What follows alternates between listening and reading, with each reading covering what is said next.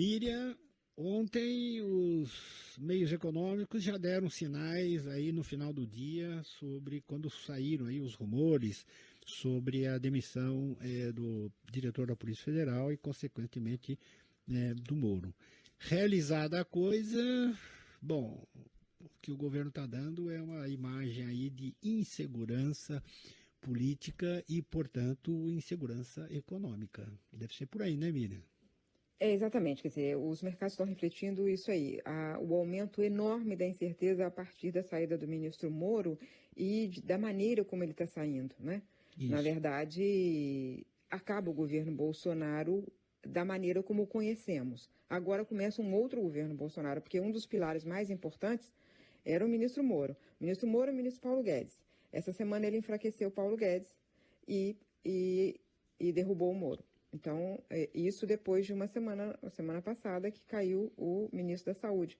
Então, nesse momento, a maneira como o Moro saiu também, ele saiu dizendo que o presidente tinha tomado decisões e falado coisas com ele revelou, que vão ser discutidas pelos juristas, porque tem uma acusação, particularmente, sabe bem, que é muito grave, é que ele revelou que o presidente quer receber relatórios e dossiês da Polícia Federal.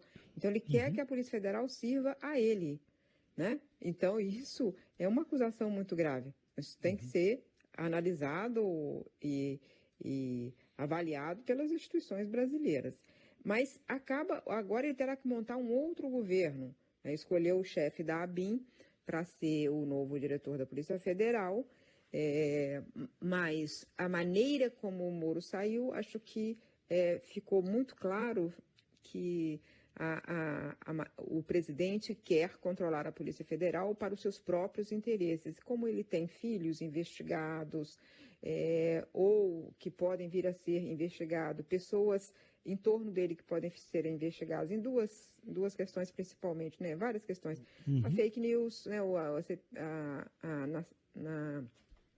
Nas investigações de fake news que o Supremo iniciou, o inquérito que foi iniciado pelo Supremo, e depois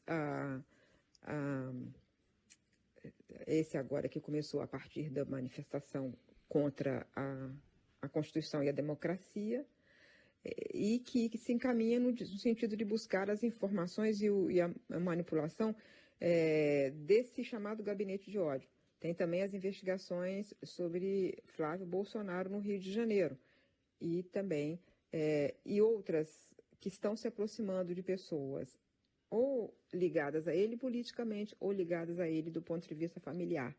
Então, era tudo isso que ele queria interferir em tudo isso. Quero lembrar que o Watergate foi exatamente o uso da máquina de investigação para o interesse do presidente, né? Para atender os interesses políticos do presidente. Então, ele terá que reorganizar o governo a partir disso, num momento de baixa popularidade, no meio de uma pandemia em que ele criou os principais problemas para ele mesmo, Jair Bolsonaro. Então, aí pode fazer a pergunta, porque eu parei porque às vezes você quer perguntar uma outra questão específica, isso é um assunto tão amplo, que você pode abordar por vários ângulos, aí eu quero que você diga o que você gostaria que eu falasse sobre aquele assunto. Um outro ponto, Miriam, é a situação do Paulo Guedes, né? Que como você disse, você tinha dois pilares do governo que ele apresentava, que era do Moro, o combate à corrupção, e o perfil liberal do ministro Guedes. Sendo que a gente sabia que o capitão não era nem liberal e muito menos empenhado aí no combate à corrupção. Ele assumiu esses dois instrumentos com fins eleitorais e para tocar o governo. Bom, já foi o Moro e o Paulo Guedes não foi propriamente abalado, talvez, mas aquela ideia de apresentar um plano econômico e tal, dirigido pelo governo, por militares e tal, é uma mudança, não é não? É uma mudança, sim. São níveis de gravidade diferentes, né? Tanto que uma já teve um desfecho, que é uma interferência direta na máquina pública, pedir para a máquina pública, para o setor de investigação da Polícia Federal servir a ele. Aí era uma coisa que ou o Moro saía ou o Moro acabava com a sua própria biografia, como ele disse. O outro é o seguinte, como dizia Leonel Brizola, costeando o alambrado.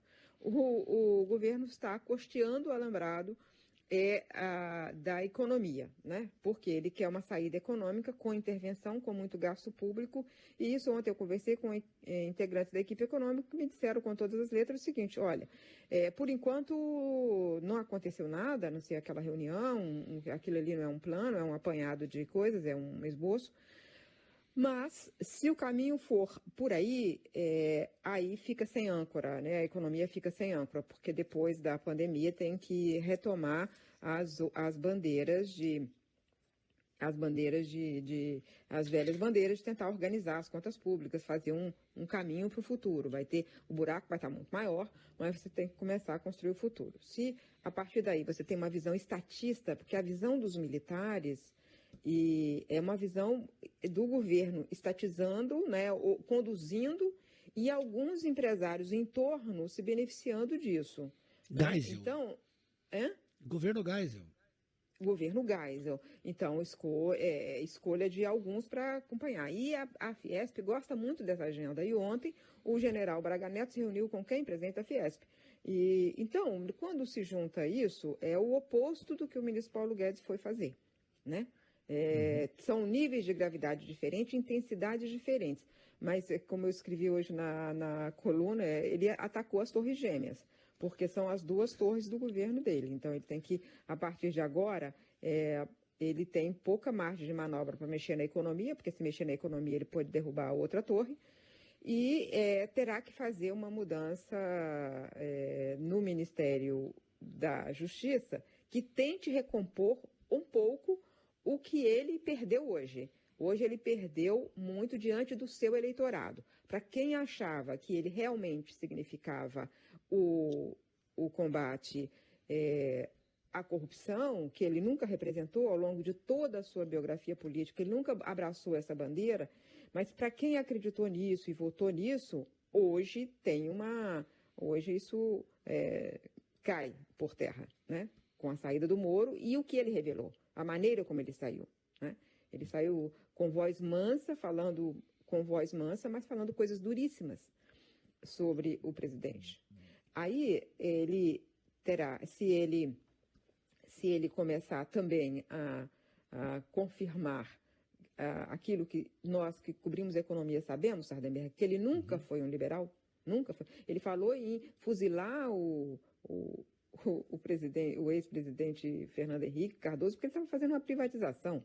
Lembra disso? Uhum. Então, ele nunca foi um liberal.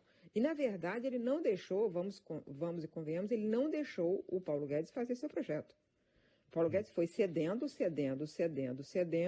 e, na verdade, quando você olha hoje, ele não tem um projeto, ele não tocou quando podia, antes da pandemia, ele não chegou a privatizar nada, ele não fez nada, né? Na reforma da Previdência, né? Ele fez a reforma da Previdência, mas o presidente Bolsonaro deixou ele fazer a reforma da Previdência, mas interferiu na reforma da Previdência para proteger policiais. E policiais, e fez uma reforma para as Forças Armadas que tem mais benefício do que alguma contribuição. Então, ele, faz uma reforma, mas não com os meus. Foi isso que ele disse e o Paulo Guedes aceitou. Então, a reforma da Previdência foi em relação a outros segmentos, mas os segmentos que ele sempre defendeu, ele protegeu. Exato. Então, é uma reforma que teve falhas nesse aspecto, né? Então, agora... Todo o programa agora fica... Na verdade, todo o programa agora já está comprometido, né? Porque você tem a pandemia, né? O combate à pandemia, que vai exigir um gasto imenso. Depois do combate à pandemia, você vai ter que fazer um outro ajuste fiscal, se ficar o Guedes. Ou então vai tudo para o vinagre, né? Se o governo resolver continuar gastando desse jeito, vai gerar dívida, vai gerar inflação, vai gerar juros altos, etc. É exatamente isso que eu ouvi ontem na equipe econômica. Inflação, juros altos. O resultado disso, a gente sabe, se depois da pandemia os sinais forem mais gastos públicos, o governo conduzindo a retomada, como aparecia naquele plano Braga Neto, lá o Pro Brasil, então o resultado será juros mais altos e inflação mais alta. Então, é isso que a equipe não considera aceitável, né? Então, na economia, o que faz o mercado hoje ficar tão nervoso? É porque estão sumindo os dois pilares. Um caiu e o outro se enfraquece, se empalidece nesse momento. É claro, como você disse, que durante a pandemia é para aumentar o gasto, e nós defendemos isso aqui, você defendeu, eu defendi, agora é para fazer isso. Mas não se pode abandonar para sempre o projeto de fazer depois disso uma ponte para um reequilíbrio das contas públicas em algum momento. Ele foi adiado, mas ele não pode ser abandonado como projeto. Certo. E nem a ideia de reduzir o tamanho do Estado na economia. Tá. Então Miriam, é isso, nós estamos nesse... Como a gente dizia antigamente, ficamos em Assembleia Geral Permanente, chamamos a qualquer momento. Tá bom, ficarei aqui. Tá, mas Miriam.